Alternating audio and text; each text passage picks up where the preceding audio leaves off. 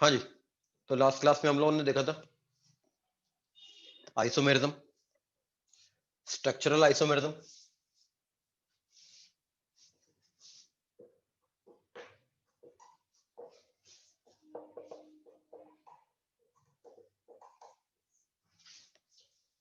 Structural isomerism different types का होता है। चेन आइसोमेरिज्म, पोजीशन आइसोमेरिज्म,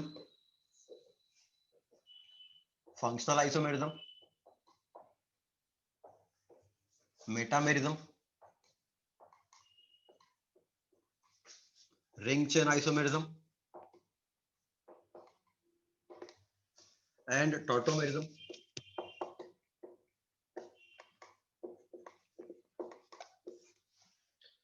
तो ये डिफरेंट टाइप का स्ट्रक्चरल आइसोमेरिज्म होता है। चेन आइसोमेरिज्म क्या होगा? मॉलिक्यूलर फार्मूला C4H10O आपके पास में ये है, तो इस फार्मूला को बिलोंग करने वाले मॉलिक्यूल आपके पास हो सकते थे ब्यूटेन 1ऑल एंड 2-मिथाइल प्रोपेन 1ऑल। अगर इन दोनों मॉलिक्यूल्स में देखें तो इन दोनों मॉलिक्यूल्स में पेरेंट कार्बन चेन डिफरेंट है। इन दोनों मॉलिक्यूल्स में पेरेंट कार्बन चेन डिफरेंट है।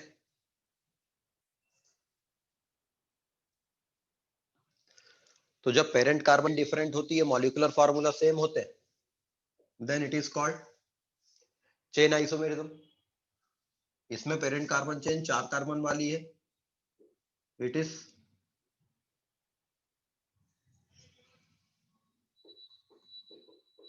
ब्यूटेन 1ऑल, ये है 2-मिथाइल प्रोपेन 1ऑल। ठीक है,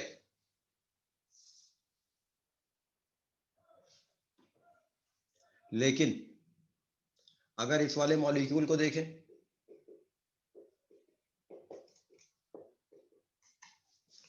इसमें भी पेरेंट कार्बन चेन 4 कार्बन की है, तो ये ब्यूटेन 2ऑल है। तो इसमें और इसमें position of functional group different है, पेरेंट कार्बन चेन सेम है। तो when 2 or more than 2 molecules have same molecular formula but different position of functional group on the same parent carbon chain, then they are called position isomers. तो this is position isomerism। इसी तरह से ये molecule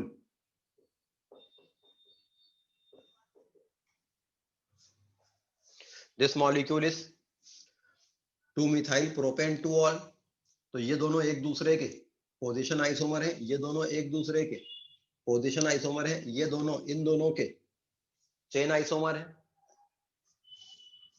लेकिन CH2 CH3 CH2 CH2 CH3 इस molecule में functional group ether है, यहाँ पर फंक्शनल ग्रुप अल्कोहल थे। तो ये मॉलिक्यूल इन चारों का फंक्शनल आइसोमर है।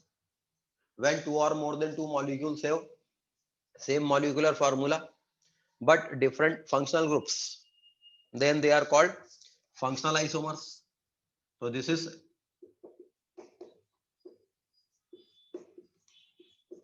डाइथाइल ईथर, ये डाइथाइल ईथर है, जबकि ये चारों अल्कोहल थे। तो ये इन चारों का फंक्शनल आइसोमर है, फंक्शनल ग्रुप ही अलग हो गया।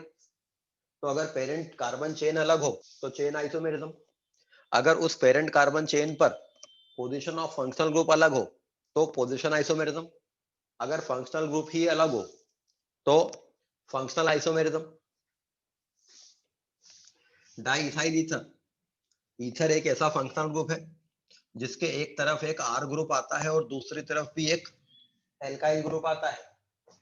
डाइथाइल ईथर का एक और आइसोमर होगा ये। अगर देखा जाए तो इस वाले में ये जो R ग्रुप है ये इथाइल है, और इस तरफ का R ग्रुप भी इथाइल है। यहाँ पर फंक्शनल ग्रुप वही है, लेकिन इस तरफ का R ग्रुप मिथाइल है और इधर का R ग्रुप प्रोपाइल है। This is methyl propyl ether.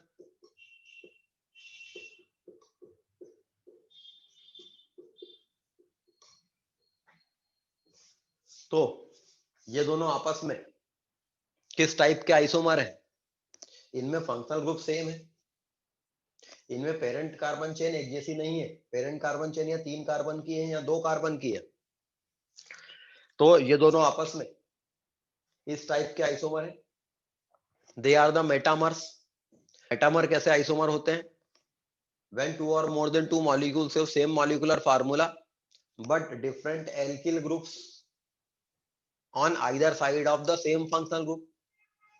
यहां पर दोनों एल्किल ग्रुप इथाइल है, यहां पर एक एल्किल ग्रुप मिथाइल है, एक प्रोपाइल है।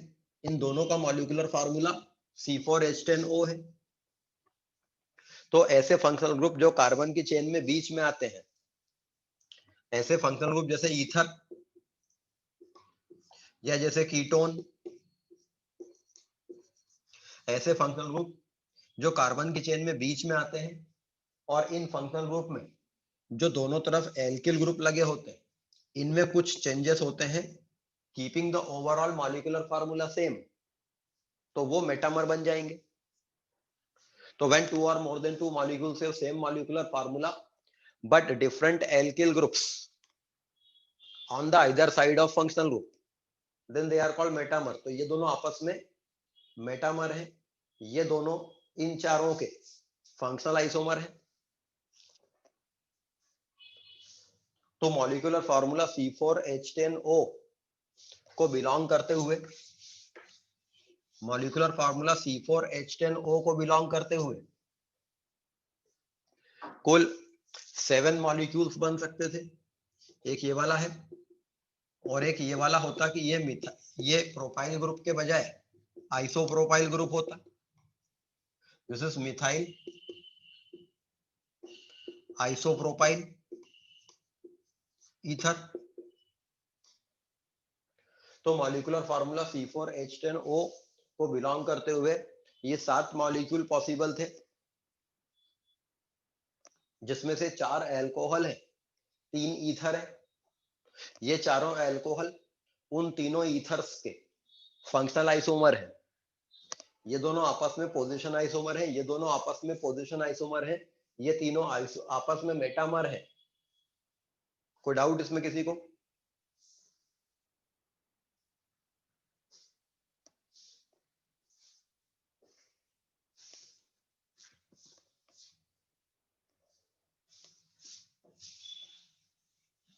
तो chain isomerism, position isomerism, functional isomerism and metamerism, ये 4 प्रकार के आइसोमेरिज्म हमने देखे।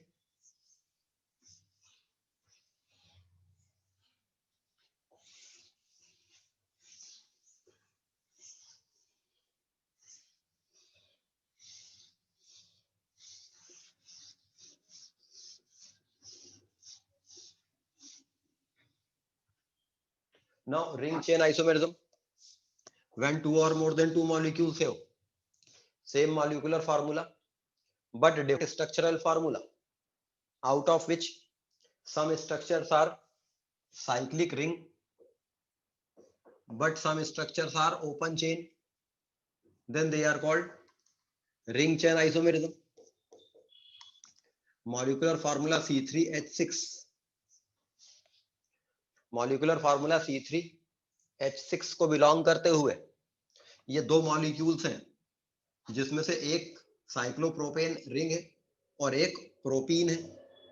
ये दोनों C3H6 हैं, दोनों के मॉलिक्यूलर फार्मूला सेम है, मगर ये 2 मॉलिक्यूल है, एक रिंग है, एक ओपन चेन है। तो these are called ring chain isomers. जैसे मॉलिक्यूलर फार्मूला C5H10 को बिलोंग करते हुए काफी सारे मॉलिक्यूल हो सकते हैं। एक तो हो सकता था पेंट 1 इन, एक हो सकता था पेंट 2 इन, दूसरा हो सकता था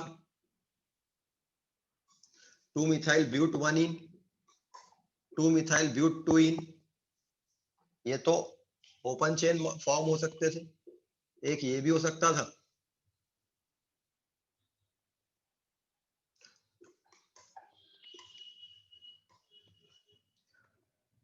थ्री मिथाइल ब्यूट 1 इन, ये अलग अलग प्रकार के मॉलिक्यूल हो सकते थे। या फिर एक हो सकता था साइक्लोपेंटेन, एक हो सकता था मिथाइल ब्यूटेन, एक हो सकता था डाइमिथाइल प्रोपेन, एक हो सकता था ये वाला डाइमिथाइल प्रोपेन, एक हो सकता है इथाइल प्रोपेन। तो मॉलिक्यूलर फार्मूला C5H10 को बिलोंग करते हुए ये ओपन चेन स्ट्रक्चर है और ये साइक्लिक रिंग स्ट्रक्चर है। तो these are the ring chain isomers.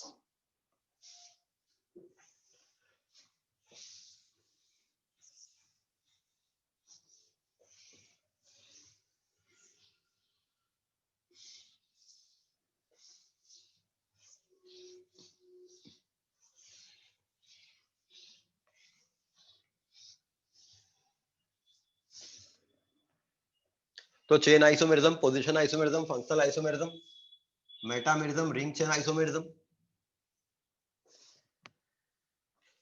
Tautomerism. Tautomerism क्या होता है? अभी हमने देखा कि मॉलिक्यूलर फार्मूला C4H10O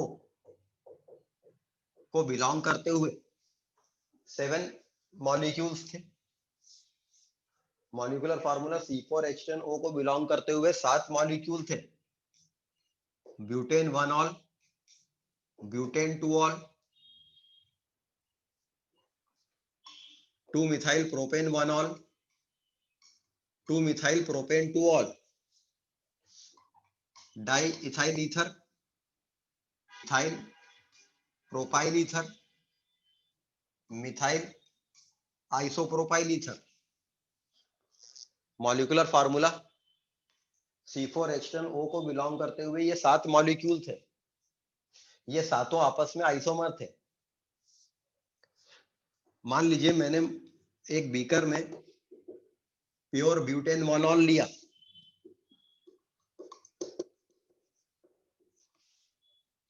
मान लीजिए मैंने एक बीकर में प्योर ब्यूटेन 1 ऑल लिया, तो क्या ये जरूरी है कि ये बाकी सारे मॉलिक्यूल भी यहां होंगे या ये प्योर ब्यूटेन 1 ऑल ही रहेगा? ये 6 मॉलिक्यूल जो हैं बाकी के, ये 6 इसके आइसोमर हैं। तो जब मैं इसको लूंगा एक बीकर में, तो ये सारे मॉलिक्यूल वहां रहेंगे कि नहीं रहेंगे?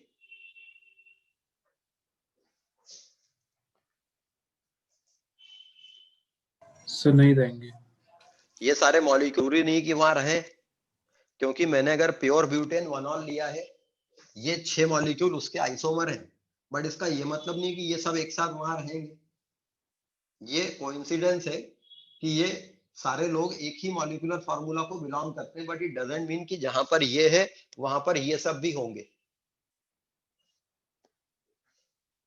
तो आइसोमर इंडिपेंडेंट एग्जिस्टेंस रखते हैं।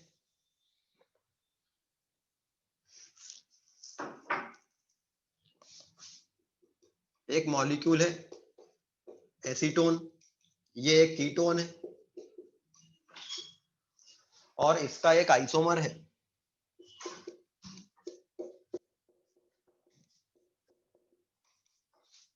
ये कीटोन है। ये एक एल्कीन है प्रोपीन ऑल, प्रोप 2 इनॉल। ये एक मॉलिक्यूल है कीटोन और इसका एक आइसोमर है। इन दोनों का मॉलिक्यूलर फार्मूला है C3H6O, ये भी C3H6O है। इन दोनों का मॉलिक्यूलर फार्मूला C3H6O है और ये दोनों आइसोमर एक दूसरे के। तो मान लीजिए मैंने एक बीकर में ये वाला प्योर कीटोन ले लिया और उसका ये आइसोमर है, तो इस सॉल्यूशन में, इस बीकर में मैंने प्योर कीटोन लिया है, तो ये प्रोपिनॉल वहां पर होगा या नहीं होगा उस बीकर में? प्रोपिनॉल उस बीकर में होगा या नहीं होगा? अच्छा नहीं होगा। नहीं होना चाहिए, लेकिन ये होता है। मैंने इस बीकर में प्योर कीटोन लिया, after some time this beaker will contain this propenol. थोड़ी देर बाद उस बीकर में प्रोपिनॉल पाया जाता है। इसका मतलब है कि ये ऐसे आइसोमर है जो, अच्छा दूसरी बात, अगर मैंने एक बीकर में प्योर प्रोपिनॉल लिया तो कायदे से ये नहीं होना चाहिए वहां, बट आफ्टर सम टाइम ये कीटोन वहां पर आ जाता है। मतलब ये दोनों एक साथ ही एग्जिस्ट करते हैं। इससे ये लेने पर थोड़ी देर में बीकर में ये आ जाता है, और इसको लेने पर बीकर में थोड़ी देर बाद ये भी आ जाता है। इसका क्या मतलब है कि ये दोनों कैसे आइसोमर है, जो एक दूसरे में इंटर कन्वर्टेबल है या एक दूसरे में इंटर कन्वर्टेबल नहीं है। सर जो एक दूसरे में इंटर कन्वर्टेबल है। इंटर कन्वर्टेड है। मतलब ये आइसोमर एक दूसरे में इंटर कन्वर्टेबल है और हेंस एक दूसरे के साथ इक्विलिब्रियम में पाए जाते हैं। और जैसा कि हम जानते हैं, एक equilibrium, an equilibrium can be achieved from either direction. Equilibrium को किसी भी डायरेक्शन से अचीव किया जा सकता है। तो कीटोन लेने पर बीकर में इनॉल आ जाएगा, और इनॉल लेने पर बीकर में कीटोन आ जाएगा।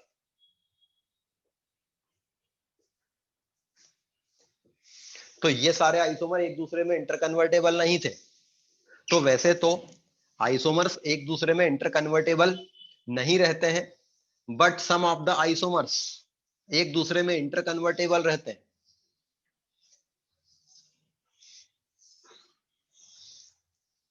अच्छा, वैसे देखा जाए तो ये दोनों एक दूसरे के फंक्शनल आइसोमर है, क्योंकि इसमें फंक्शनल ग्रुप कीटोन है, इसमें फंक्शनल ग्रुप अल्कोहलिक है और एल्कीन है। तो ये दोनों एक दूसरे के फंक्शनल आइसोमर है।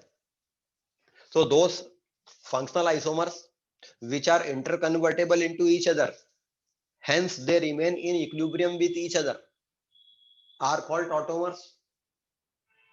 ऐसे फंक्शनल आइसोमर्स जो एक दूसरे में इंटरकन्वर्टेबल रहते हैं और हेंस एक दूसरे के साथ में इक्विलिब्रियम में पाए जाते हैं, ये टॉटोमर्स कहलाते हैं। तो टॉटोमेरिज्म एक स्पेशल प्रकार का आइसोमेरिज्म है, जब आइसोमर्स एक दूसरे में इंटरकन्वर्टेबल होते हैं और हेंस वो एक दूसरे के साथ में इक्विलिब्रियम में पाए जाते हैं। तो यदि आप कीटोन लेते हैं तो ये इनॉल थोड़ी देर में उसमें आ जाता है। मतलब ये सॉल्यूशन किसकी प्रॉपर्टी शो करेगा, कीटोन की प्रॉपर्टी शो करेगा, या इनॉल की प्रॉपर्टी शो करेगा, या इन दोनों की प्रॉपर्टी शो करेगा? दोनों की। This solution shows the presence of both the substances ketone and enol. ये सॉल्यूशन इन दोनों की प्रॉपर्टी शो करता है।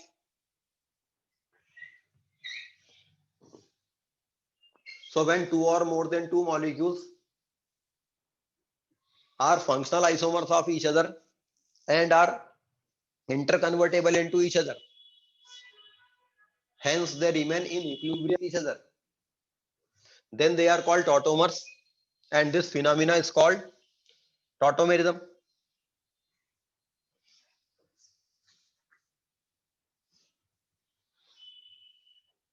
Those functional isomers which are interconvertible into each other, hence they remain in equilibrium with each other,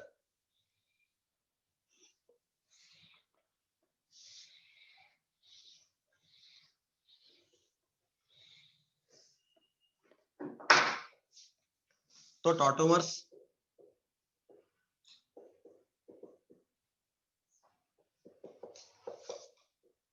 those functional isomers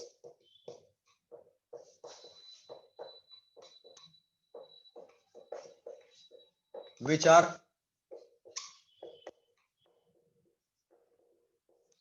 interconvertible into each other,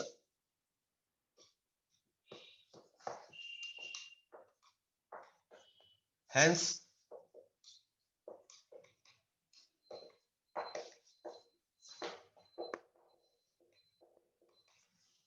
they remain in equilibrium with each other,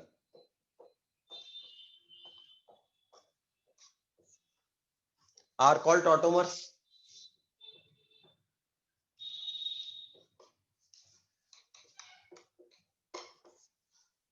And this phenomena is called tautomerism. तो ये जो molecule है कीटो, इसमें functional group ketonic है, और इसका जो isomer है उसमें इनॉलिक फंक्शनल ग्रुप है। इसका जो आइसोमर है वो एक एल्कीन है, इन, और एक अल्कोहलिक ग्रुप भी उसके पास है, तो दिस इज कॉल्ड इनॉल। तो एक टॉटोमर के पास में कीटोनिक ग्रुप है, दूसरे के पास इनॉल फंक्शनल ग्रुप है, that's why this is called keto enol tautomerism. इसको कीटो इनॉल टॉटोमेरिज्म कहा जाता है, चूंकि ये कीटो फॉर्म अपने इनॉल फॉर्म में बदल जाता है, ये दोनों एक दूसरे में इंटरकन्वर्टेबल रहते हैं, then there must be some mechanism by this keto form can be converted into the enol form। ये कीटो फॉर्म इनॉल फॉर्म में कैसे कन्वर्ट होता है? बेसिकली जो कीटो इनॉल टॉटोमेरिज्म है, अगर आप देखें तो ये हाइड्रोजन एटम के ट्रांसफर के कारण होता है। ये कार्बन का जो हाइड्रोजन है वो इस ऑक्सीजन के पास चला जाता है, कार्बन का जो हाइड्रोजन है वो इस ऑक्सीजन के पास चला जाता है और बॉन्ड इस तरफ शिफ्ट हो जाता है। बेसिकली टॉटोमेरिज्म हाइड्रोजन एटम के ऑसिलेशन के कारण आता है, when the hydrogen atom oscillates between the two atoms.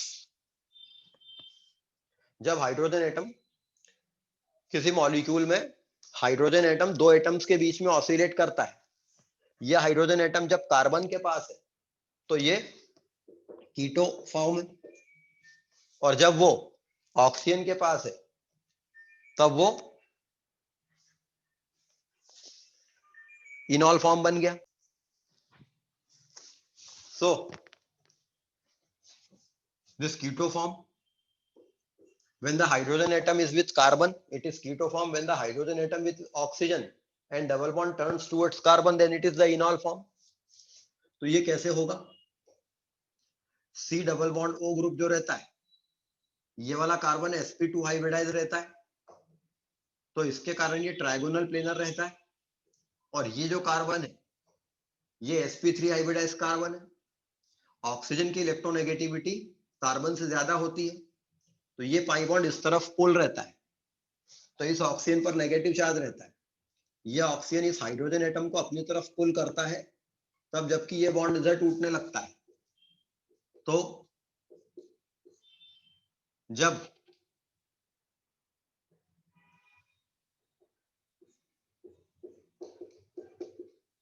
ये बॉन्ड टूट रहा होगा, ये बॉन्ड टूट रहा होगा, उस समय पर ये बॉन्ड बन रहा होगा, तो इस वाले स्ट्रक्चर में क्या कमी है? अभी मैंने क्या चीज इसमें कम बनाई है?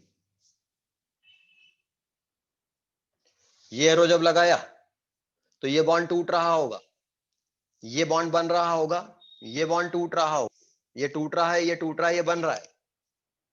इस स्ट्रक्चर में अभी क्या कमी है?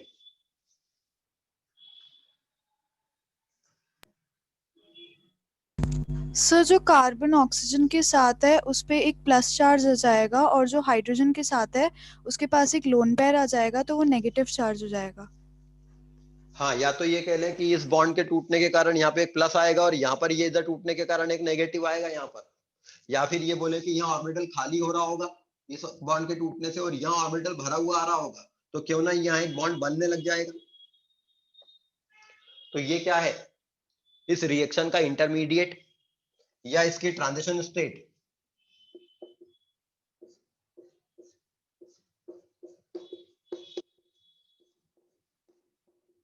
And hence this keto form is changed into enol form. ये कीटो फॉर्म इनॉल फॉर्म में बदल गया, तो ये क्या बनाया मैंने? इस रिएक्शन का एक इंटरमीडिएट या इसकी transition state. Transition state. Transition this is the state. Transition state. अच्छा, कीटो फॉर्म इस ट्रांजिशन स्टेट के थ्रू इनॉल फॉर्म में बदल जाएगा, बट इनॉल फॉर्म भी कीटो फॉर्म में बदल सकता है, and equilibrium can be achieved from either direction. तो ये लिखना पड़ेगा ताकि कीटो फॉर्म इनॉल फॉर्म में आ सके, इनॉल फॉर्म कीटो फॉर्म में जा सके। तो टॉटोमर्स जो रहते हैं वो एक दूसरे में रेडिली इंटरकन्वर्टेबल रहते हैं, टॉटोमर्स एक दूसरे में रेडिली इंटरकन्वर्टेबल रहते हैं, हेंस ये इक्विलिब्रियम में पाए जाते हैं। तो this is the mechanism of keto enol tautomerism. Solution keto form की प्रॉपर्टी भी शो करेगा और सॉल्यूशन इनॉल फॉर्म की प्रॉपर्टी भी शो करेगा।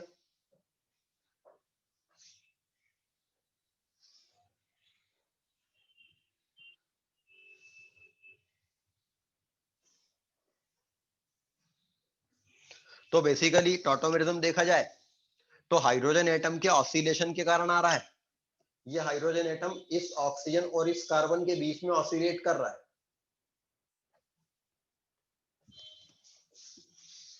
Types of tautomerism. टॉटोमेरिज्म न केवल कीटो इनॉल होता है। Types of tautomerism,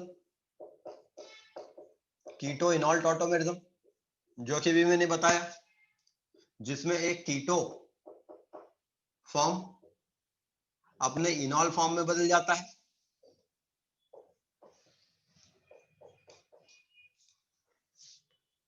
keto enol tautomerism. Nitro aci tautomerism. अगर किसी मॉलिक्यूल में नाइट्रो फंक्शनल ग्रुप होता है, अगर किसी मॉलिक्यूल में फंक्शनल ग्रुप NO2 होता है, तो जैसे ये C डबल बॉन्ड हो, कार्बन का H अपनी तरफ पुल कर लेता है, वैसे ये N डबल बॉन्ड हो, अपने पास के कार्बन का एक H अपनी तरफ पुल कर लेगा, डबल बॉन्ड यहां जाएगा, तो ये नाइट्रो है।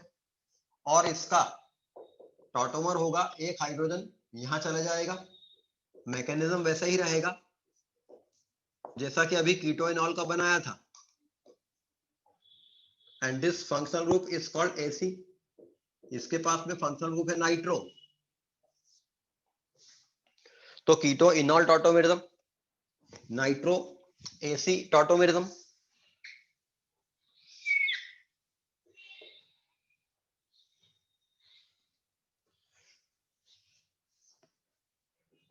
इस नाइट्रो AC टॉटोमेरिज्म में इस ऑक्सीजन का रोल है, इस कार्बन का रोल है, इस नाइट्रोजन का रोल है, बट इस ऑक्सीजन का कोई रोल नहीं है।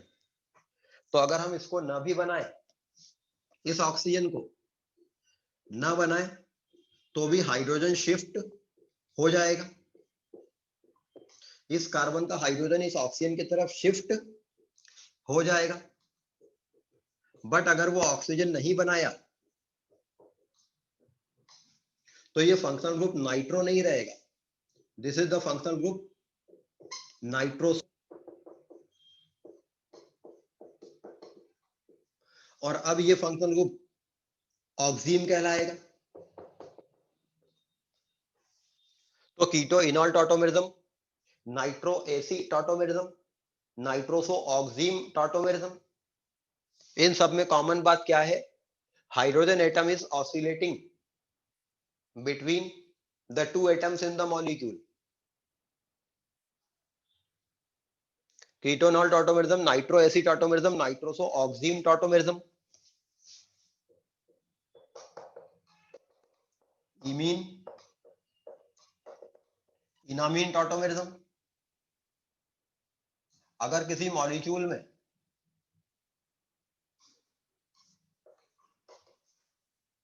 नाइट्रोजन, अगर किसी मॉलिक्यूल में नाइट्रोजन एटम, अगर किसी मॉलिक्यूल में नाइट्रोजन सिंगल बॉन्ड से जुड़ा रहता है, तब इस फंक्शनल ग्रुप को कहते हैं अमीन। लेकिन अगर किसी मॉलिक्यूल में नाइट्रोजन डबल बॉन्ड से जुड़ा रहता है, देन इसको कहते हैं इमीन। अब ये जो इमीन है, इसमें जैसे यहां पर डबल बॉन्ड O हुआ करता था, वैसे यहाँ कार्बन डबल बॉन्ड N है, यहाँ का एक हाइड्रोजन यहाँ शिफ्ट हो जाएगा और डबल बॉन्ड यहाँ शिफ्ट हो जाएगा।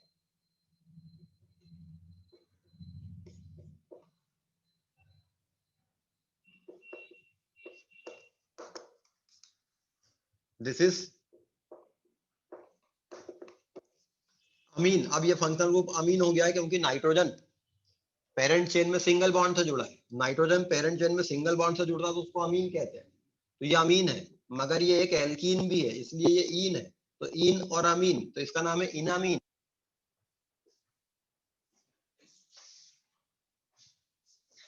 तो ये अलग अलग टाइप का टॉटोमेरिज्म है।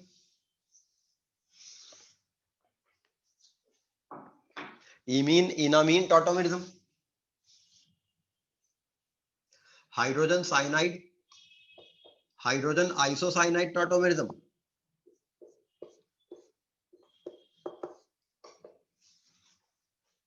Hydrogen cyanide, hydrogen isocyanide tautomerism. Hydrogen जब कार्बन के पास में लगा हुआ है तो ये साइनाइड है। हाइड्रोजन जब नाइट्रोजन के पास में लगा रहता है तो ये आइसोसाइनाइड है। अगेन यहाँ हाइड्रोजन ऑसिलेट कर रहा है from carbon to nitrogen. Hydrogen oscillate कर रहा है फ्रॉम कार्बन टू नाइट्रोजन। तो ये अलग अलग प्रकार के टॉटोमेरिज्म है।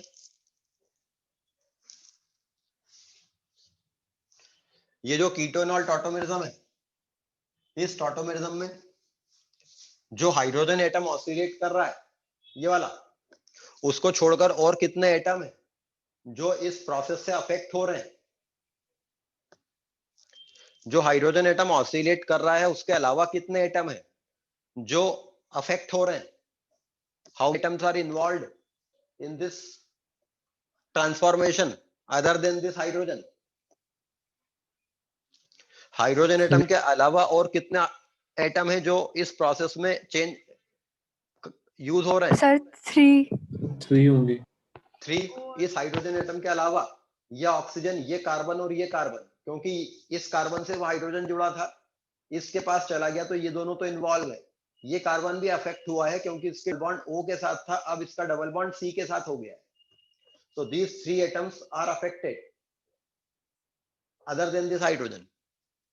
तो यहाँ टॉटोमेरिज्म में 3 एटम अफेक्ट हो रहे हैं अदर देन दैट हाइड्रोजन। यहाँ पर कितने एटम अफेक्ट हो रहे हैं?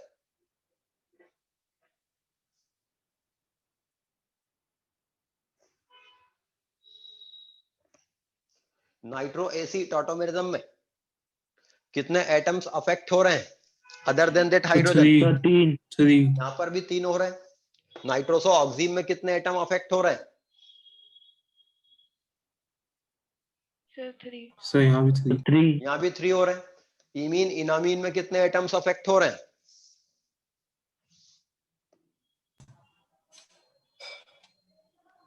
3। यहाँ भी 3 हो रहे हैं। ये कार्बन और ये नाइट्रोजन।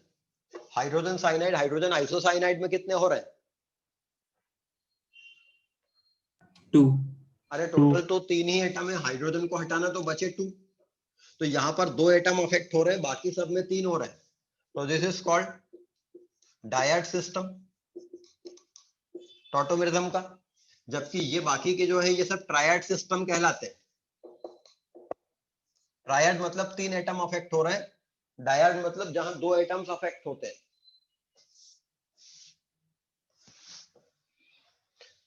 तो टॉटोमेरिज्म अलग अलग टाइप का है।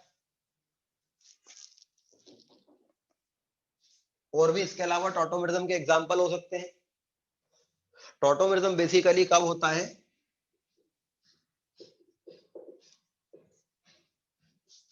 The condition of tautomerism, the presence of alpha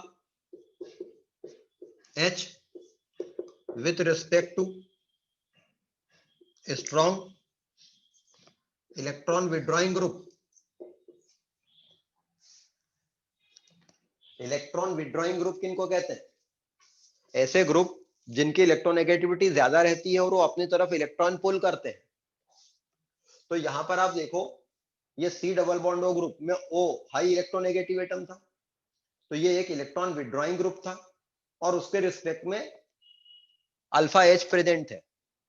alpha H मतलब आप समझते हो, फंक्शनल ग्रुप जिस जहां लगा होता है वो वाला कार्बन। तो इस मॉलिक्यूल में C डबल बॉन्ड O के रिस्पेक्ट में कितने अल्फा H है?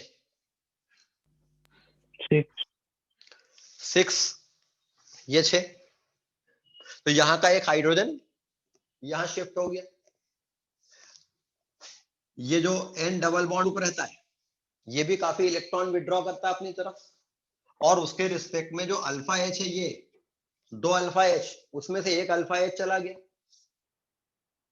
तो टॉटोमेरिज्म के सारे एग्जांपल्स में क्या बात है, मींस टॉटोमेरिज्म कब होता है, जब किसी मॉलिक्यूल में बहुत इलेक्ट्रॉन विड्रॉइंग ग्रुप रहता है और उसके बगल में एक अल्फा H रहता है, वो वहां शिफ्ट हो जाता है। The presence of alpha CH group with respect to a strong electron withdrawing group in the molecule. इस मॉलिक्यूल में ये फंक्शनल ग्रुप है और ये अच्छा खासा इलेक्ट्रॉन विड्रॉ कर रहा है और वो यहाँ का H पुल करता अपनी तरफ।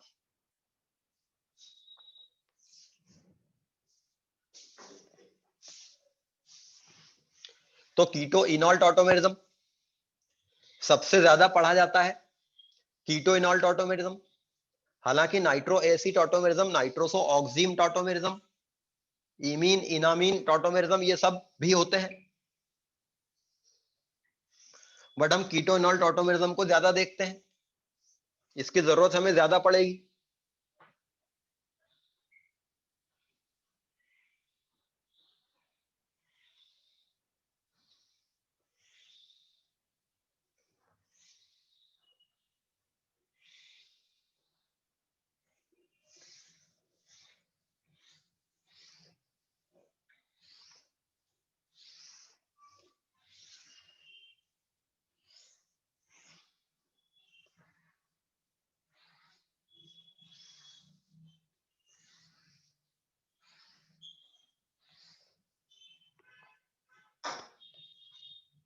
तो keto enol tautomerism, keto enol tautomerism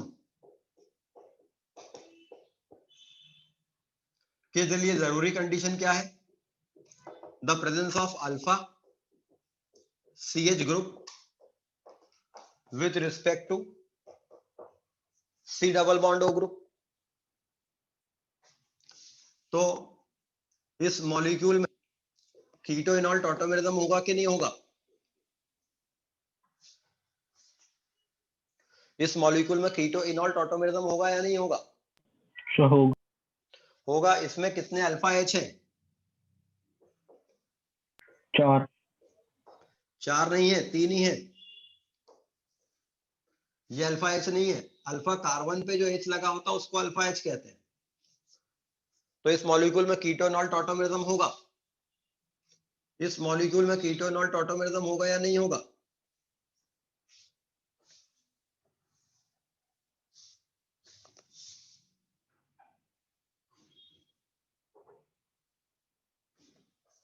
इस मॉलिक्यूल में कीटो इनॉल टॉटोमेरिज्म होगा या नहीं होगा।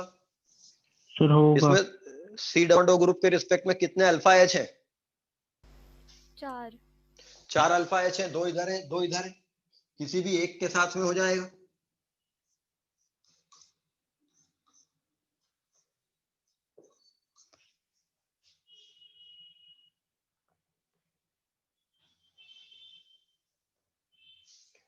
इस मॉलिक्यूल में कीटो इनॉल टॉटोमेरिज्म होगा कि नहीं होगा,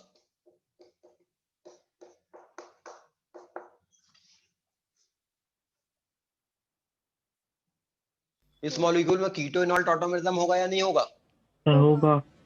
तो होगा कितने अल्फा H है, 1। 1। लेकिन वो सैचुरेटेड कार्बन पे नहीं है। मैंने बताया था presence of alpha CH group at the saturated carbon. ये कार्बन सैचुरेटेड है क्योंकि चारों बॉन्ड सिग्मा है, ये अनसैचुरेटेड कार्बन है। इसका हाइड्रोजन अगर यहाँ गया तो इसका जो इनॉल फॉर्म रहेगा वो उतना स्टेबल नहीं रहेगा, बिकॉज लगातार 2 डबल बॉन्ड बन जाएंगे जो कि अनस्टेबिलिटी लाएगा। तो ये वाला अल्फा H तो है लेकिन ये पार्ट नहीं लेगा क्योंकि ये sp2 हाइब्रिडाइज कार्बन है, होना चाहिए sp3 हाइब्रिडाइज कार्बन, इसलिए इसमें कीटोनॉल टॉटोमेरिज्म में ये अल्फा H नहीं जाएगा वहां पर, इसमें कीटोनॉल टॉटोमेरिज्म नहीं होगा। इस मॉलिक्यूल में कीटोनॉल टॉटोमेरिज्म होगा कि नहीं होगा,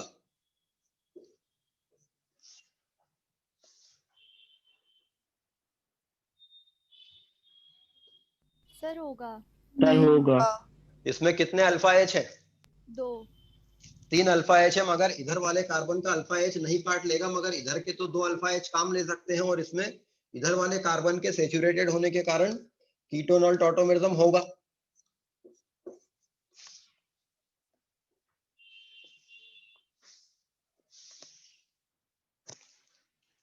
तो कई बार ये क्वेश्चन आते हैं कि जिसमें पहचानना होता है कि किसी मॉलिक्यूल में कीटोनॉल टॉटोमेरिज्म होगा या नहीं होगा। अच्छा, जो टॉटोमर एक दूसरे में कन्वर्ट होते हैं, टॉटोमर्स का एक दूसरे में कन्वर्ट होना, ये एक मॉलिक्यूल के इंटरनल बात है कि कीटोनॉल टॉटोमेरिज्म 2 मॉलिक्यूल्स के बीच में हाइड्रोजन ट्रांसफर होने से होता है। कीटोनॉल टॉटोमेरिज्म इंट्रा मॉलिक्यूलर होता है या इंटर मॉलिक्यूलर होता है? कीटोनॉल टॉटोमेरिज्म इंट्रा मॉलिक्यूलर होता है। अभी मैंने उसका मैकेनिज्म लिखा था, इसी मॉलिक्यूल का ये एच यहां चला गया था, इसी मॉलिक्यूल का ये एच यहां चला गया था, तो टॉटोमेरिज्म जो रहता है वो इंट्रा मॉलिक्यूलर होता है।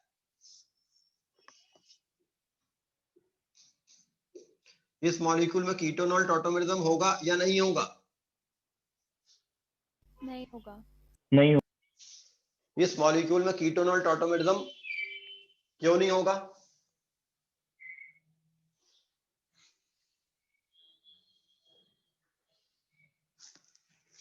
इस मॉलिक्यूल में कीटोनॉल टॉटोमेरिज्म क्यों नहीं होगा? सर उसके रिस्पेक्ट में जितने भी अल्फा एच है वो सैचुरेटेड और कार्बन। इसमें जो 2 अल्फा कार्बन है वो अनसैचुरेटेड कार्बन है, इसी टाइप की कंडीशन पर है, इसलिए इसमें कीटोनॉल टॉटोमेरिज्म वैसे तो नहीं होना चाहिए, मगर इसमें होता है। अच्छा, टॉटोमेरिज्म में अल्फा कार्बन के एच ओ पे ट्रांसफर होते हैं, मतलब अगर नंबरिंग करें इसको 1 दे, 1 2 3 4 5 6, तो मॉलिक्यूल में, या इसकी बात करें 1 2 3 4 5 6, तो कौन से कार्बन के हाइड्रोजन ओ पे शिफ्ट होंगे? 2 and 6। मतलब अल्फा कार्बन के 2 और 6। इस मॉलिक्यूल में वैसे तो कीटोनॉल टॉटोमेरिज्म नहीं होगा जैसा कि मैंने यहां बताया था, लेकिन इसमें हो सकता है, और इसमें 4th नंबर के कार्बन का एच यहां आ सकता है।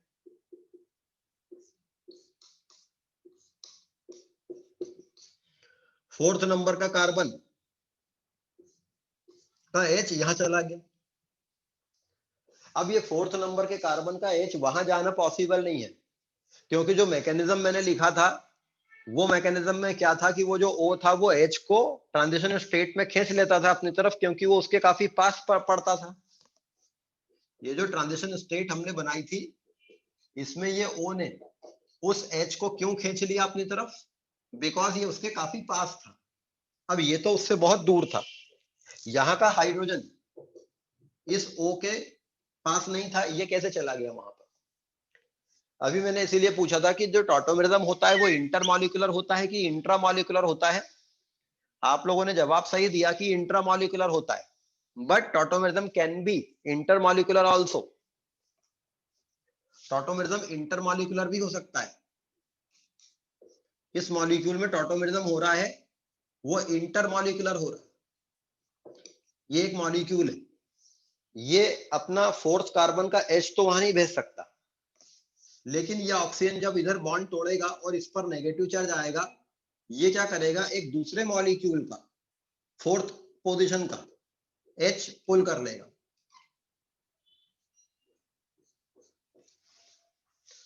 और ये बॉन्ड इधर टूट रहा होगा तो ये बॉन्ड इधर टूट रहा होगा, और ये जो बॉन्ड इधर टूट रहा होगा उससे यहाँ एक डबल बॉन्ड आएगा और यहाँ एक डबल बॉन्ड बनेगा, और ये H पुल होके जा चुका इसके पास, ये किसी और का H पुल कर लेगा।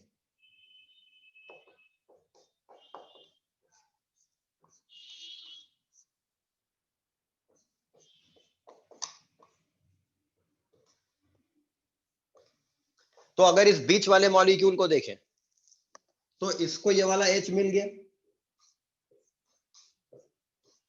तो ये बन गया OH।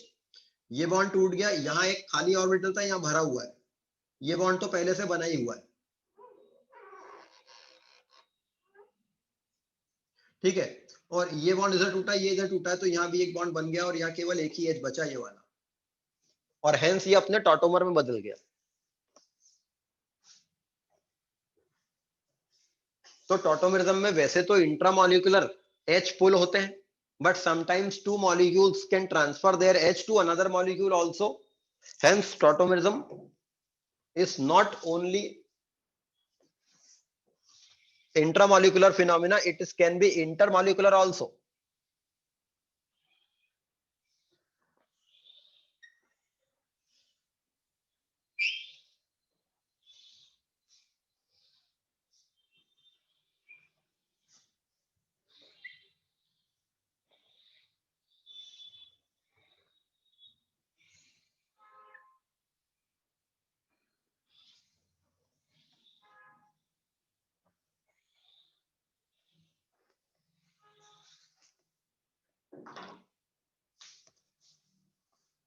इसी प्रकार से hydrogen cyanide, hydrogen isocyanide tautomerism जो होता है, उसमें भी जो मैंने बताया था कि हाइड्रोजन शिफ्ट हो जाता है नाइट्रोजन की तरफ। तो ये हाइड्रोजन ऐसे नहीं जा सकता, बिकॉज ये पूरा 180 डिग्री घूम के जाएगा। पहले वो H हटेगा, फिर घूम कर इधर जाएगा। इसके बजाय तो ये टॉटोमेरिज्म ऐसे हो सकता था कि ये नाइट्रोजन किसी दूसरे मॉलिक्यूल के हाइड्रोजन को पुल कर ले और अपना हाइड्रोजन किसी और को दे दे, तो ये खुद क्या बन जाएगा, ये वाला आइसोसाइनाइड।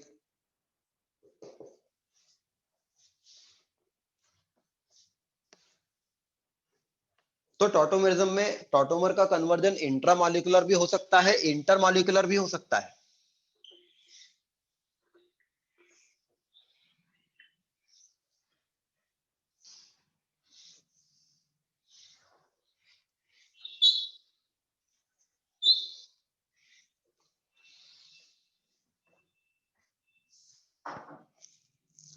एप्लीकेशंस ऑफ टॉटोमेरिज्म,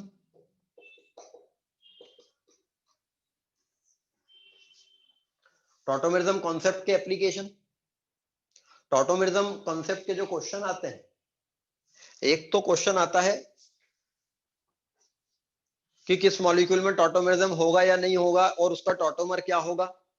तो भी मैंने बताया कि वो हम कैसे प्रिडिक्ट कर सकते हैं कि मॉलिक्यूल में टॉटोमेरिज्म होगा कि नहीं होगा। दूसरा, the acidity of alpha H with respect to C double bond O group can be explained। किसी मॉलिक्यूल में C double bond O group के रिस्पेक्ट में जो अल्फा H होते हैं वो एसिडिक नेचर के होते हैं। किसी मॉलिक्यूल में C double bond O group के रिस्पेक्ट में जो अल्फा हाइड्रोजन होते हैं वो एसिडिक नेचर के होते हैं। वैसे कार्बन से जुड़े हुए हाइड्रोजन बिल्कुल भी एसिडिक नेचर के नहीं होते हैं। जैसा कि हम देखते हैं कि alkane, alkene, alkyne, they are very very very weak acid. Alkane, alkene, alkyne बहुत ही वीक एसिड होते हैं, लेकिन ये मॉलिक्यूल ठीक ठाक एसिडिक नेचर शो करता है because of this C double bond O ग्रुप। हाउ कैन वी एक्सप्लेन कि ये मॉलिक्यूल का हाइड्रोजन थोड़ा एसिडिक क्यों है? वी कैन एक्सप्लेन, एक तो ये एक्सप्लेनेशन हो सकता है कि जब कोई बेस आकर इस H+ आयन को निकाल ले जाता है तो जो कार्बन आयन बनता है उस कार्बन आयन का चार्ज इस ऑक्सीजन पे रेजोनेंस के थ्रू डिस्पर्स हो जाता है।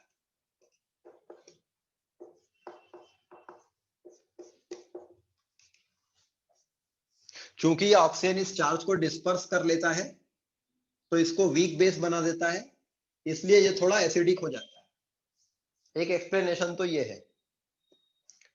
दूसरा एक्सप्लेनेशन क्या है कि ये जो मॉलिक्यूल है ये कीटोनिक फंक्शनल ग्रुप रख रहा है, इसी मीडियम में इसका इनॉल फॉर्म भी होगा, and that इनॉल form will contain the OH group. ज्यादा पोलर ग्रुप कौन सा होगा? CH बॉन्ड ज्यादा पोलर होगा या OH बॉन्ड ज्यादा पोलर होगा? OH OH OH। बॉन्ड ज्यादा पोलर होगा, तो H प्लस आयन ज्यादा इजीली कौन सा बॉन्ड दे पाएगा, CH बॉन्ड या OH bond? OH bond. OH bond H plus ion ज्यादा इजीली दे पाएगा, तो मीडियम में जो बेस होगा वो दरअसल CH बॉन्ड को न तोड़कर उसके इनॉल फॉर्म से, उसके इनॉल फॉर्म को कंज्यूम करके उससे H प्लस निकालेगा, और जब वो इनॉल फॉर्म अपना H प्लस देगा तो मीडियम में एक एनायन मिलेगा, और ये दरअसल एनायन वही है, यही वाला। Means in this ketonic compound, it is not the keto form which is showing the acidic nature, it is that enol form which is showing the acidic nature. मतलब इस सॉल्यूशन का एसिडिक नेचर शो करना ketonic form की property है कि इनॉलिक form की property है? Sir enolic enolic form. तो जब हम कोई बेस डालेंगे और वो इनॉल फॉर्म को वो बेस कंज्यूम करेगा, लेकिन इक्विलिब्रियम होने के कारण क्या होगा, जब मीडियम से वो इनॉल फॉर्म कंज्यूम होगा तो कीटो फॉर्म कंज्यूम होकर उस इनॉल फॉर्म को देने लग जाएगा, तो हमें कंज्यूम होता हुआ कौन दिखेगा?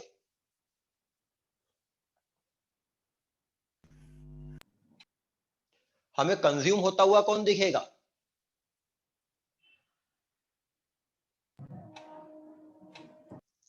जब बेस इनॉल फॉर्म को कंज्यूम करेगा और ये इक्विलिब्रियम फॉरवर्ड जाएगा तो हमें कीटो फॉर्म कंज्यूम होता दिखेगा, हमें लगेगा कि वो acidic nature keto form show कर रहा है, बट एक्चुअली वो उसका इनॉल फॉर्म शो कर रहा होता है। इसका एक और प्रूफ कि ज्यादा बेहतर तरीका ये है एसिडिक स्ट्रेंथ को समझाने का बजाय कि ये वाला तरीका। जिस सॉल्यूशन का परसेंटेज इनॉल कंटेंट ज्यादा रहता है उसकी एसिडिक कैरेक्टर ज्यादा होता है। जिन कीटोनॉल टॉटोमेरिज्म्स में परसेंटेज इनॉल कंटेंट ज्यादा होता है उनमें एसिडिक कैरेक्टर ज्यादा होता है, जहां परसेंटेज इनॉल कंटेंट कम रहता है उनमें एसिडिक कैरेक्टर कम रहता है। मतलब higher the percentage enolic content of the solution,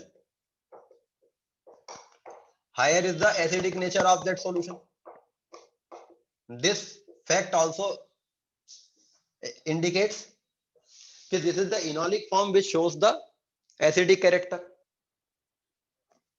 तो कीटो इनॉल टॉटोमेरिज्म के कुछ क्वेश्चन कैसे आते हैं, जब आपको दो कीटोन्स दे देते हैं और पूछ लेते हैं कि इनमें ज्यादा एसिडिक हाइड्रोजन किसका होगा, तो पहले हमको क्या देखना चाहिए कि उनमें ज्यादा परसेंटेज इनॉलिक कंटेंट किनका होगा।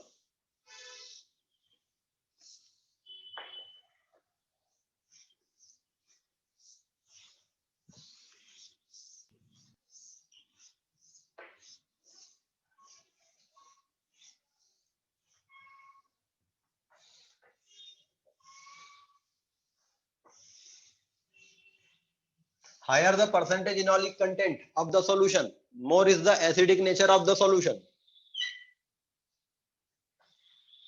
So let us talk about the percentage enolic content. Percentage enolic content, जब किसी सॉल्यूशन में एक कीटो फंक्शनल ग्रुप लिया जाता है और उसी सॉल्यूशन में उसका इनॉल फॉर्म भी एग्जिस्ट करता है, ये दोनों इक्विलिब्रियम में रहते हैं एक दूसरे के साथ में, हेंस इक्विलिब्रियम में रहने के कारण को एग्जिस्ट करते हैं।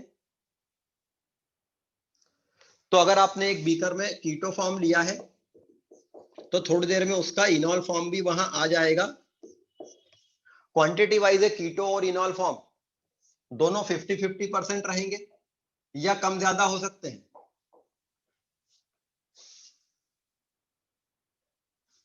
सर कम ज्यादा हो सकते हैं। कम ज्यादा हो सकते हैं बिकॉज इनका जो इक्विलिब्रियम कांस्टेंट होगा वो quantity of enol form upon quantity of keto form का रेशो होगा, और इक्विलिब्रियम कांस्टेंट हमेशा 1 नहीं रहता है। हो सकता है equilibrium constant of the reaction 1 से बहुत ज्यादा। अगर एक इक्विलिब्रियम का अगर इस इक्विलिब्रियम का इक्विलिब्रियम कांस्टेंट 1 से बहुत ज्यादा हुआ तो कौन ज्यादा रहेगा मीडियम में? इनॉल इनॉल अगर फॉर्म। इक्विलिब्रियम कांस्टेंट 1 से बहुत कम हुआ तो कीटो फॉर्म। Keto form. और इक्विलिब्रियम कांस्टेंट 1 से बहुत ज्यादा रहना है या 1 से बहुत कम रहना है? वो डिपेंड करता है कि थर्मोडायनेमिकली ये ज्यादा स्टेबल है कि ये ज्यादा स्टेबल है, क्योंकि इक्विलिब्रियम कांस्टेंट एक थर्मोडायनेमिक प्रॉपर्टी है।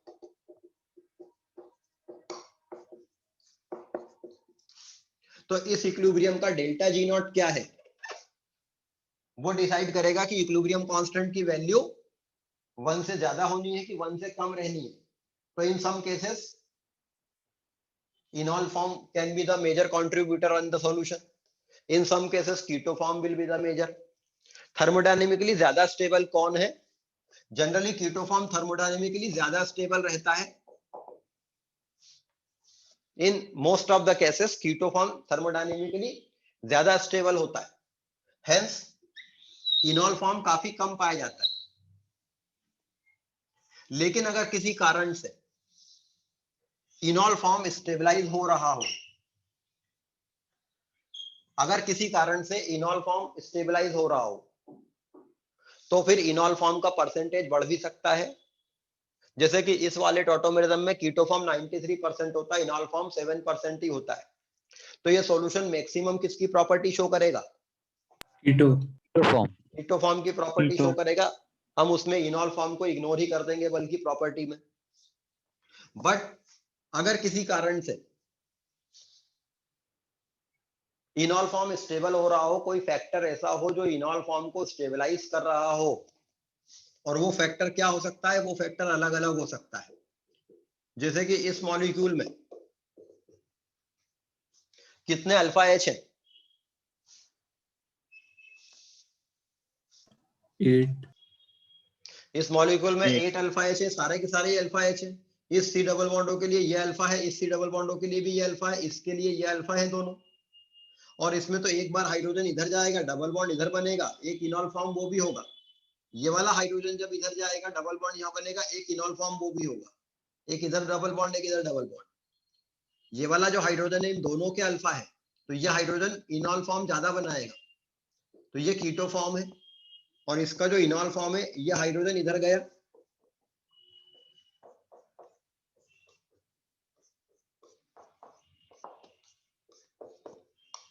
ये वाला इनॉल फॉर्म हम बनाते हैं। अच्छा, ये जो इनॉल फॉर्म रहेगा वो इसके साथ में हाइड्रोजन बॉन्डिंग भी कर लेगा, plus double single double conjugation भी रखेगा, तो इसमें रेजोनेंस भी है इनॉल फॉर्म में। इसका जो इनॉल फॉर्म है इसमें रेजोनेंस भी है, प्लस हाइड्रोजन बॉन्डिंग से ये स्टेबल भी है। इसमें रेजोनेंस नहीं था, तो अब की बार यह इनॉल फॉर्म ज्यादा स्टेबल हो जाएगा। ये करीब 75% होगा इक्विलिब्रियम मिक्सचर में, जबकि ये 25% ही होगा।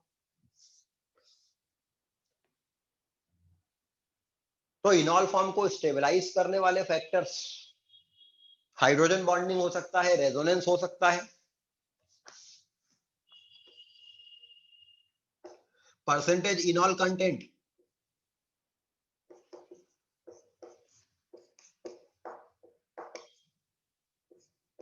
इसका ज्यादा होगा, या परसेंटेज इनॉल कंटेंट इसका ज्यादा होगा। इन दोनों मॉलिक्यूल में से किसका परसेंटेज इनॉल कंटेंट ज्यादा होगा?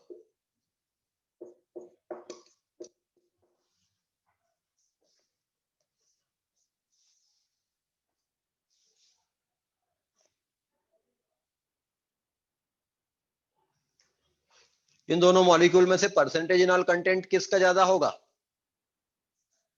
सर सेकंड वाले का। सेकंड वाले का क्यों? सर क्योंकि सेकंड वाला रेजोनेंस स्टेबल है। पहला वाला में भी तो रेजोनेंस है। सर इसमें रेजोनेंस साइकिल है, पूरी हो रही है मतलब। अरे तो पिछली क्लास में तो पढ़ाया था एरोमेटिसिटी। हाँ एरोमेटिक। इसमें पहले वाले का इनॉल फॉर्म केवल रेजोनेंस के कारण स्टेबलाइज्ड है, जबकि दूसरे वाले में तो ना केवल रेजोनेंस है बल्कि 4n+2 रूल अप्लाई हो रहा है और एरोमेटिसिटी है। तो ये सेकंड वाले का तो जो इनॉल फॉर्म है ये लगभग 100% पाया जाएगा इक्विलिब्रियम मिक्सचर में, क्योंकि इसमें इनॉल फॉर्म एरोमेटिसिटी रख रहा है, और ये मॉलिक्यूल तो पूरा ही इनॉलिक फॉर्म में रहेगा। और बेसिकली ये इनॉलिक फॉर्म क्या है? फिनॉल, इसीलिए तो इसका नाम फिनॉल है। और ये नियरली 100% पाया जाएगा मीडियम। तो परसेंटेज इनॉल कंटेंट इसका ज्यादा रहेगा, ये ज्यादा रहेगा मीडियम में। तो इन दोनों मॉलिक्यूल में से ज्यादा एसिडिक मॉलिक्यूल कौन रहेगा?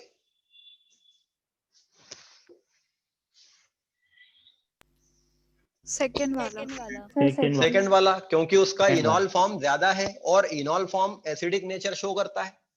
तो greater the percentage इनॉल content more is the acidic nature. तो अगर हमें परसेंटेज इनॉलिक कंटेंट कंपेयर करना है तो हमें उस इनॉल फॉर्म को स्टेबलाइज करने वाले फैक्टर्स खोजने पड़ेंगे। और इनॉलिक फॉर्म को स्टेबलाइज करने वाले फैक्टर्स क्या हैं? एक तो उस इनॉल में रेजोनेंस हो, दूसरा हाइड्रोजन बॉन्डिंग हो, तीसरा एरोमेटिसिटी हो। ये उस इनॉल फॉर्म को स्टेबलाइज करने वाले फैक्टर्स हो सकते हैं। इन दोनों मॉलिक्यूल्स में से परसेंटेज इनॉल कंटेंट किसका ज्यादा रहेगा?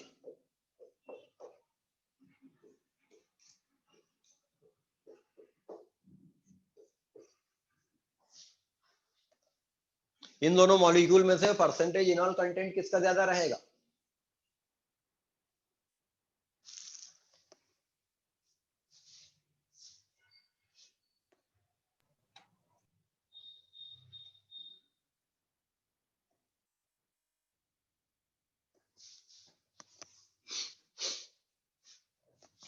यहां पर जो दो हाइड्रोजन है वो इनॉल बनाएंगे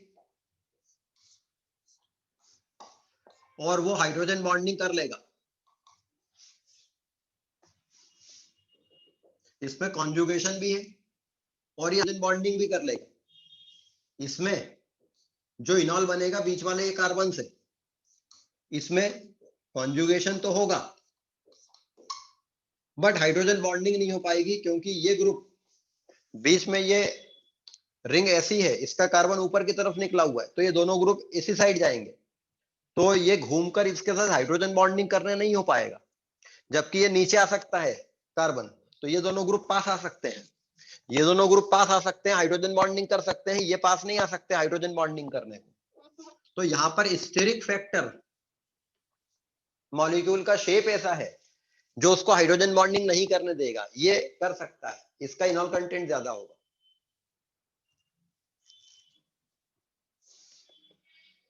तो कीटो इनॉल टॉटोमेरिज्म, उसका application and percentage इनॉल content predict करने का तरीका।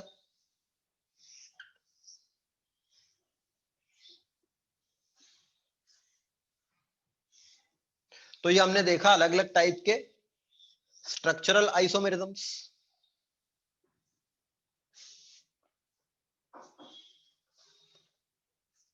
Next one is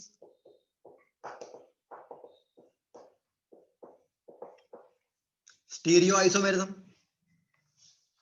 What is stereoisomerism? Stereoisomerism क्या होता है?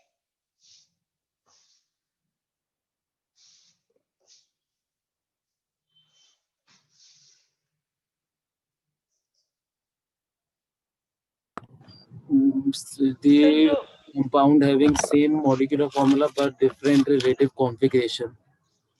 When two or more than two molecules have same molecular formula, same structural formula, but different arrangement of groups in the three-dimensional space, means different configuration of groups. अगर दो molecules के molecular formula same रहते हैं, structural formula भी same रहते हैं, मगर groups के कॉन्फ़िगरेशन अलग रहते हैं उस स्ट्रक्चर में, ग्रुप्स की रिलेटिव पोजीशंस अलग रहती हैं उस स्ट्रक्चर में, then they are called stereoisomers. Stereoisomerism can be of two types: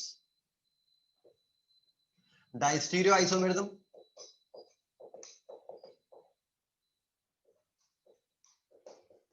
and enantiomerism. Distereoisomerism and enantiomerism. When the stereoisomers are non-mirror images, अगर स्टीरियोआइसोमर्स एक दूसरे के मिरर इमेज नहीं होते हैं, then they are called distereoisomers. If the stereoisomers are mirror images of each other,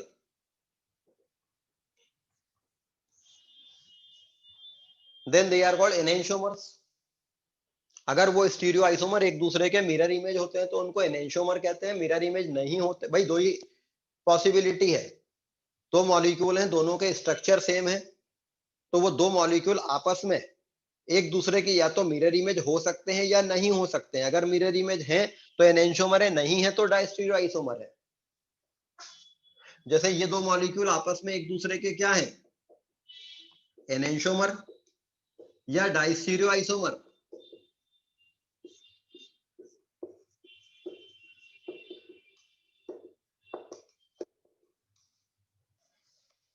इन दोनों molecule के molecular formula same है, स्ट्रक्चरल फार्मूला भी सेम है। ये दोनों मॉलिक्यूल एक दूसरे के डायस्टीरियो आइसोमर है कि एनेंशियोमर है? एनेंशियोमर। क्या ये एक दूसरे के मिरर इमेज है? Diastereo isomer diastereo isomer. Hydrogen ये डायस्टीरियो आइसोमर है क्योंकि इसका मिरर इमेज ये नहीं है। इसका मिरर इमेज क्या होता, ये OH का रिफ्लेक्शन यहां दिखता, मतलब ये वाला OH यहां आना चाहिए था। अब ये इसका क्या है, एनेंशियोमर, क्योंकि अब ये एक दूसरे के बिल्कुल परफेक्ट मिरर इमेज है। इसका रिफ्लेक्शन ये है जैसे कि यहाँ एक मिरर रखा हुआ है, इसका मिरर रिफ्लेक्शन ये है, इसका रिफ्लेक्शन ये है, इसका रिफ्लेक्शन इधर आएगा। अब ये क्या है एक दूसरे के, enantiomer. This is an enantiomeric pair. इसके पहले जो बनाया था वो डायस्टीरियो आइसोमर थे। Enantiomers are always optical isomers. Enantiomers की ऑप्टिकल प्रॉपर्टीज हमेशा अलग रहती है, हेंस एनेंशियोमर जो रहते हैं ये ऑप्टिकल आइसोमर होते हैं। Diastereoisomers can be optical isomers और they can be geometrical isomers.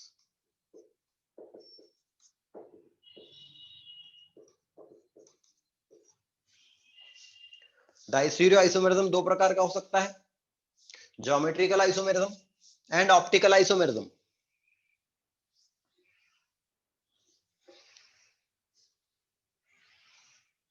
Geometrical isomerism क्या होता है, इसको पढ़ने के पहले हम एक नई चीज देखते हैं।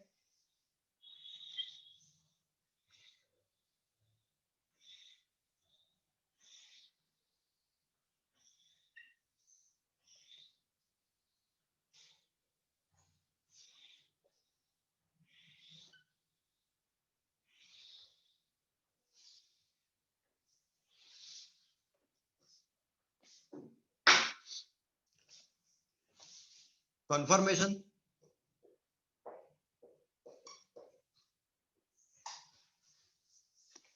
Conformation phenomena.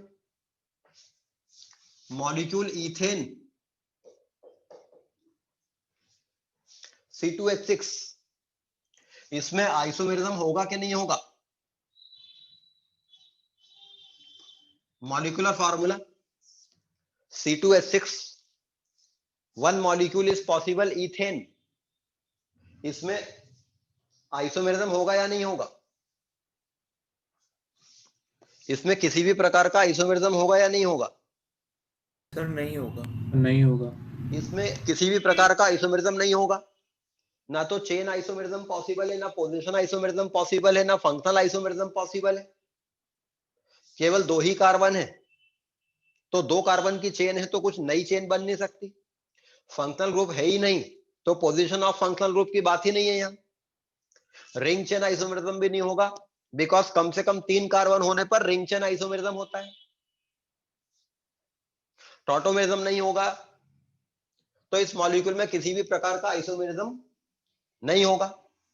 मान लीजिए एक वेसल में आपने इथेन गैस ले ली, तो इथेन के जो billions and trillions of molecules होंगे, ये सारे इथेन के मॉलिक्यूल सेम होंगे या अलग होंगे? इथेन के ये सारे मॉलिक्यूल सेम होंगे या अलग हो सकते हैं? सेम। ये सारे मॉलिक्यूल सेम होंगे, बिकॉज इथेन में आइसोमेरिज्म पॉसिबल ही नहीं है। बट ये मॉलिक्यूल अलग अलग हो सकते हैं, होते हैं। तो in what respect they are different? Ethane molecule में ये वाला कार्बन कौन सा हाइब्रिडाइज होता है? sp3 इथेन मॉलिक्यूल में ये कार्बन sp3 हाइब्रिडाइज होता है, ये कार्बन भी sp3 हाइब्रिडाइज होता है। वी कैन से दैट कि इथेन मॉलिक्यूल का स्ट्रक्चर क्या है? दो टेट्राहेड्रा आपस में जुड़े रहते हैं।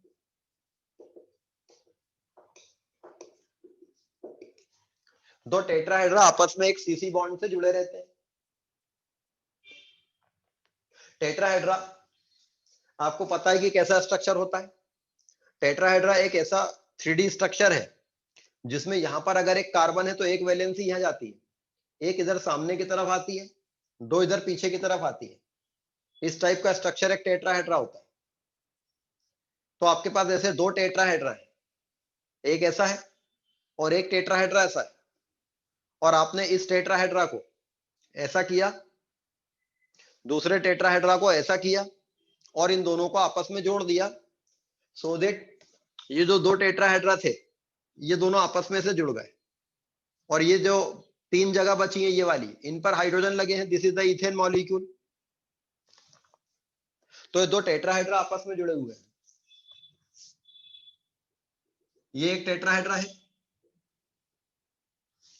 और ये एक टेट्राहेड्रा है।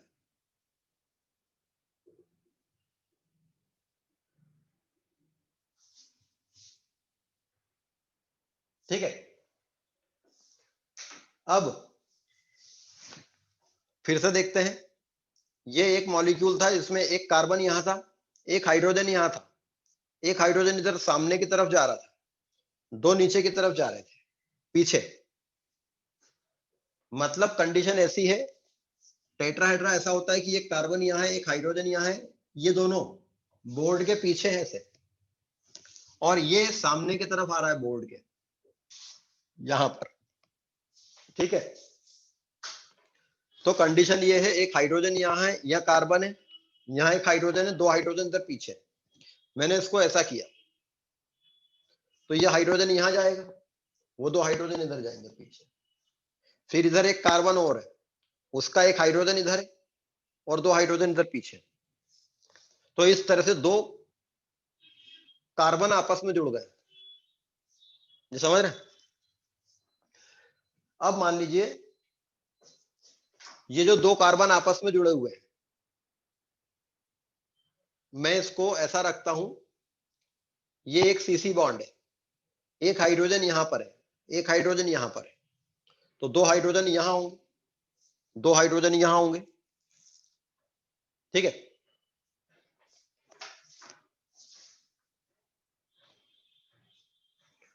तो कंडीशन ऐसी है कि एक सीसी बॉन्ड है, दो हाइड्रोजन यहां पर है, दो यहां है, दो यहां है। अब ये मॉलिक्यूल, एक तो ये हो सकता है कि ये मॉलिक्यूल घूमे, काइनेटिक एनर्जी के कारण ये पूरा मॉलिक्यूल घूमेगा, एज अ होल ये पूरा मॉलिक्यूल रोटेट होगा, ये पूरा मॉलिक्यूल रोटेट होगा। यदि ये पूरा मॉलिक्यूल रोटेट होगा तो इन दोनों हाइड्रोजन एटम्स के बीच की डिस्टेंस चेंज होगी कि नहीं होगी? अगर ये मॉलिक्यूल एज अ होल पूरा रोटेट हो रहा है तो इन हाइड्रोजन एटम्स के बीच की डिस्टेंस चेंज होगी कि नहीं होगी? एज अ होल हो तो नहीं होगी। अगर एज अ होल ये पूरा मॉलिक्यूल रोटेट होगा तो इसकी डिस्टेंस चेंज नहीं होगी, इसके ग्रुप्स के बीच की ये डिस्टेंस चेंज नहीं होगी। और ये मॉलिक्यूल काइनेटिक एनर्जी के कारण ड्यू टू ट्रांसलेशनल और रोटेशनल काइनेटिक एनर्जी घूम फिर रहे होंगे और रोटेट भी हो रहे होंगे। लेकिन इस मॉलिक्यूल में एक कार्बन के रिस्पेक्ट में दूसरा कार्बन अगर रोटेट होगा, मतलब इस सीसी सिंगल बॉन्ड के अबाउट अगर रोटेशन होगा, सो दैट इसके रिस्पेक्ट में ये रोटेट हो रहा है, सपोज ये स्टेशनरी है, ये रोटेट हो रहा है, तो इस हाइड्रोजन और इस हाइड्रोजन के बीच की डिस्टेंस सेम रहेगी कि डिफरेंट होने लगेगी? डिफरेंट होने लगे। हम इस वाली कंडीशन से चले थे, एक हाइड्रोजन यहां था, एक हाइड्रोजन यहां था। अब इस कार्बन के रिस्पेक्ट में ये कार्बन रोटेट हुआ तो ये हाइड्रोजन यहां आने लग जाएगा और वो इस हाइड्रोजन से दूर जाने लग जाएगा। मतलब जब यहां था तो पास था और अब यहां है तो दूर चला गया। इस हाइड्रोजन का जो इलेक्ट्रॉन क्लाउड होगा और इसका जो इलेक्ट्रॉन क्लाउड होगा वो एक दूसरे को रिपेल कर रहा होगा। तो बेहतर कंडीशन क्या है कि ये मॉलिक्यूल में हाइड्रोजन यहां चला जाए और डिस्टेंस बढ़ जाए। लेकिन जब ये हाइड्रोजन यहां था, इसके 2 H यहां थे, ये हाइड्रोजन इसका यहां था, इसके 2 H यहां थे, ऐसे। अब ये कार्बन जब रोटेट हुआ, इसका हाइड्रोजन यहां गया, तो इसका ये वाला हाइड्रोजन इसकी जगह पे आने लगा। तो कंडीशन ये है कि ये मॉलिक्यूल में ये हाइड्रोजन से ये हाइड्रोजन बहुत पास था, अब दूर गया। लेकिन ये दूर होके यहां नहीं आएगा क्योंकि तब तक इधर वाला हाइड्रोजन यहां आ चुका होगा। बट फिर भी एक कंडीशन तो क्या थी, ये हाइड्रोजन से बहुत पास ये हाइड्रोजन रहता, दूसरा दूर चला जाता। तो दोनों में से थर्मोडायनेमिकली ज्यादा स्टेबल मॉलिक्यूल कौन सा होगा, जिसमें ये हाइड्रोजन हाइड्रोजन बहुत पास होंगे, या इस हाइड्रोजन से ये हाइड्रोजन थोड़ा दूर आ जाएगा? दूर आ जाए। दूर आ जाए। तो उन मॉलिक्यूल्स की पोटेंशियल एनर्जी सेम रहेगी या अलग रहेगी? डिफरेंट रहेगी। डिफरेंट रहेगी। उन मॉलिक्यूल्स की पोटेंशियल एनर्जी डिफरेंट रहेगी। अच्छा, ऐसे कितने मॉलिक्यूल होंगे जिनमें हाइड्रोजन एक पोजीशन पर है, फिर अलग डिस्टेंस पर है, फिर थोड़ा और अलग डिस्टेंस पर है, फिर थोड़ा और अलग डिस्टेंस पर है?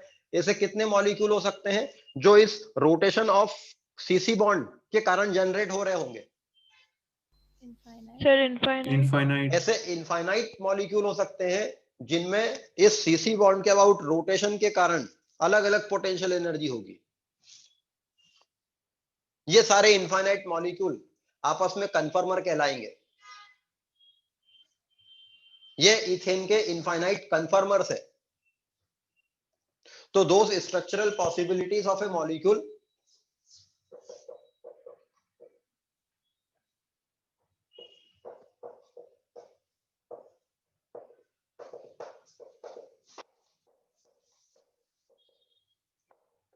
which arises due to rotation about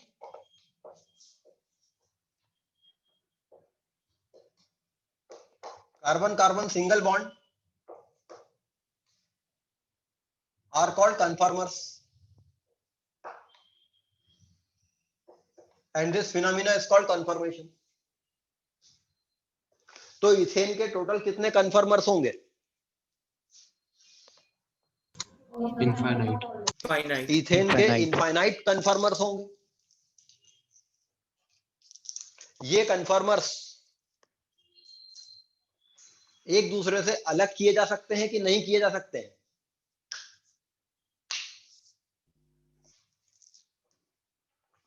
ये कन्फर्मर्स एक दूसरे से अलग किए जा सकते हैं या नहीं किए जा सकते हैं? सर नहीं किए जा सकते। इनको नहीं किया जा सकता है बिकॉज आपने एक कन्फर्मर लिया और उसको अलग करके रखा, तब तक सीसी बॉन्ड के अबाउट रोटेशन हो जाएगा और वो दूसरे कन्फर्मर में बदल जाएगा। तो ये इनफाइनाइट कन्फर्मर इथेन के रहते हैं, लेकिन ये एक दूसरे में कन्वर्ट होते रहते हैं because the energy required to rotation about this bond is called rotational energy barrier. इस बॉन्ड के अबाउट रोटेशन के लिए जो एनर्जी चाहिए होती है वो रोटेशनल एनर्जी बैरियर कहलाता है, और ये बहुत ही कम रहती है। जैसे इथेन का जो रोटेशनल एनर्जी बैरियर होता है वो करीब 12.6 किलो कैलोरी पर के आसपास ही रहता है, जबकि रूम टेम्परेचर पर करीब 100 किलो कैलोरी एनर्जी अवेलेबल रहती है because of that room temperature. तो सीसी बॉन्ड के अबाउट रोटेशन बहुत फ्री रहता है और कन्फर्मर एक दूसरे में बदलते रहते हैं, तो we can not isolate a particular conformer. इसीलिए ये कन्फर्मर्स, चूंकि कन्फर्मर इंडिपेंडेंट एग्जिस्ट नहीं रखते हैं, इसलिए ये कन्फर्मर्स क्या हैं? ये आइसोमर हैं एक दूसरे की नहीं है? सर नहीं है। नहीं है। अगर हम इनको अलग अलग कर पाते हैं एज अ इंडिविजुअल मॉलिक्यूल, इनको अलग अलग कर पाते तो फिर ये आइसोमर हो जाते। इसलिए कन्फर्मर आइसोमर नहीं रहते हैं, बट बाय सम मींस अगर आप ये रोटेशनल एनर्जी बैरियर बढ़ा दो या बाय सम मींस आप ये बॉन्ड रोटेशन ना होने दो, देन कन्फर्मर्स आइसोमर हो पाएंगे। जैसे मान लो आपने रूम टेम्परेचर बहुत कम कर दिया और इथेन के ये कन्फर्मर्स को अलग कर लिया, तो अब हम इसको कन्फर्मेशनल आइसोमेरिज्म कहेंगे। तो कन्फर्मेशनल आइसोमेरिज्म क्या होगा? Isomers which are interconvertible into each other due to rotation about CC bond. ऐसे आइसोमर्स जो सीसी बॉन्ड के अबाउट रोटेशन के कारण एक दूसरे में बदल जाते हैं। तो ये इथेन के इनफाइनाइट कन्फर्मेशंस होंगे। अच्छा, इथेन के जो इनफाइनाइट कन्फर्मेशंस होंगे, चूंकि ये इनफाइनाइट होंगे, तो फिर हम इनमें से दो कन्फर्मर्स पे ज्यादा ध्यान देंगे। एक तो वो जिसमें एच एच के बीच में मिनिमम डिस्टेंस है, और एक वो जिसमें एच और एच के बीच में मैक्सिमम डिस्टेंस है। जिसमें एच और एच के बीच में मिनिमम डिस्टेंस होगी वो लोएस्ट पोटेंशियल एनर्जी वाला होगा या हाईएस्ट पोटेंशियल एनर्जी वाला होगा? हाईएस्ट। वो हाईएस्ट पोटेंशियल एनर्जी वाला होगा, यहां पर होगा वो। और वो जिसमें एच और एच के बीच में मैक्सिमम डिस्टेंस होगी वो लोएस्ट पोटेंशियल एनर्जी वाला होगा। तो हम इथेन के उन इनफाइनाइट कन्फर्मर्स में से वो दो कन्फर्मेशन स्टडी करना चाहते हैं जिनमें एच और एच के बीच में मिनिमम डिस्टेंस है और एक एच और एच के बीच में मैक्सिमम डिस्टेंस है। अच्छा, डिस्टेंस कौन से वाले एच के बीच में? इन दोनों के बीच में या इन दोनों के बीच में?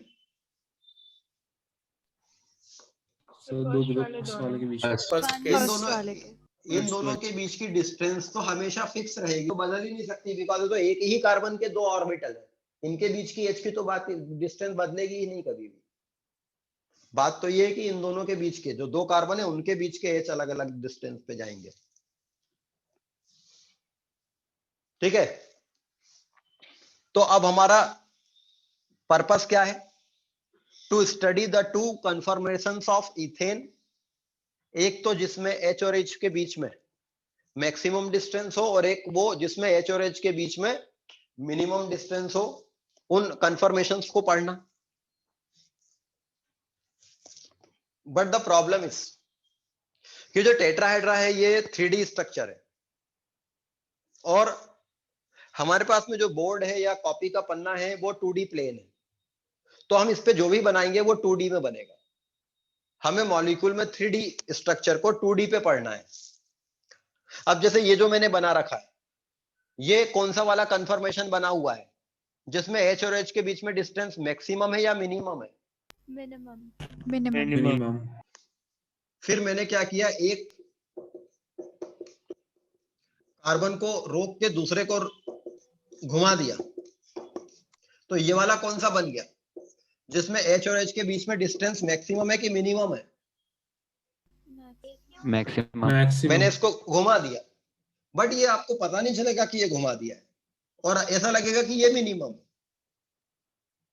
मतलब हम 2D प्लेन में बने हुए इन 3D स्ट्रक्चर्स को देखकर ये नहीं बता सकते कि कौन सा मैक्सिमम डिस्टेंस वाला है।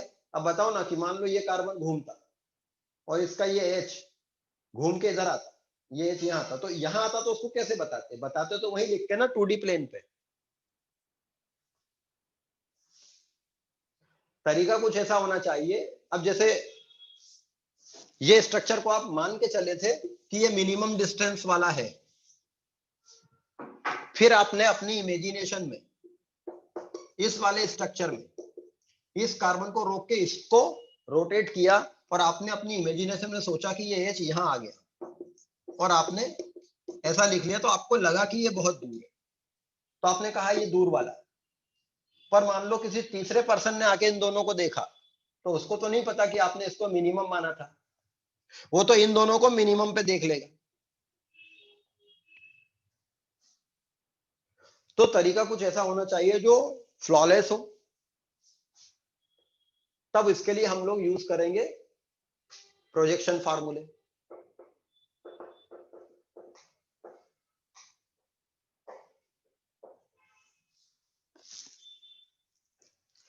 प्रोजेक्शन फार्मूला में हम क्या करते हैं, 3D स्ट्रक्चर्स को किसी कन्वेंशन के थ्रू 2D प्लेन में प्रोजेक्ट कर देते हैं।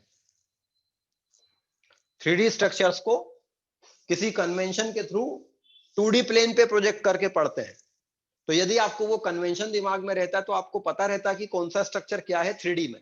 देखते हैं आप 2D में है लेकिन उसको इमेजिन कर लेते हैं फिर 3D में। तो कन्फर्मेशंस पढ़ने के लिए हमको पढ़ना पड़ेंगे प्रोजेक्शन फार्मूले। तो नेक्स्ट क्लास में हम लोग ये प्रोजेक्शन फार्मूले पढ़ेंगे।